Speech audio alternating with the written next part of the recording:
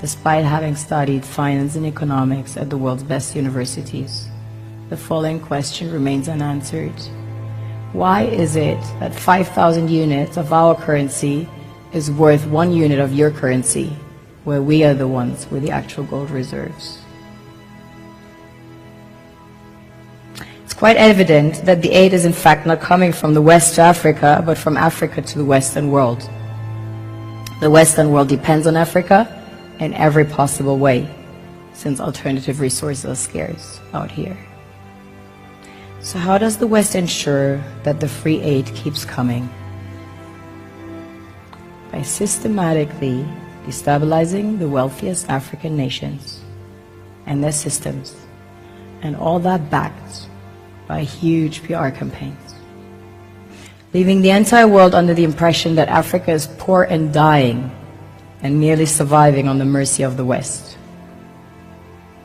Well done, Oxfam, UNICEF, Red Cross, Life Aid, and all the other organizations that continuously run multi-million-dollar advertisement campaigns depicting charity porn to sustain that image of Africa globally. Ad campaigns paid for by innocent people under the impression to help with their donations. While one hand gives under the flashing lights of cameras, the other takes in the shadows. We all know the dollar is worthless, while the euro is merely charged with German intellect and technology, and maybe some Italian pasta. How can one expect donations from nations that have so little? It's super sweet of you to come with your colored paper in exchange for our gold and diamonds. But instead, you should come empty-handed, filled with integrity and honor. We want to share with you our wealth and invite you to share with us. The perception is that a healthy and striving Africa would not disperse its resources as freely and cheaply, which is logical.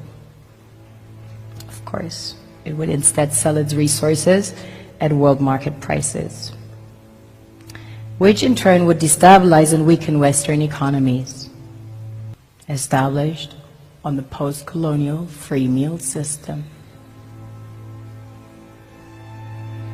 Last year, the IMF reports that 6 out of 10 of the world's fastest growing economies are in Africa, measured by their GDP growth.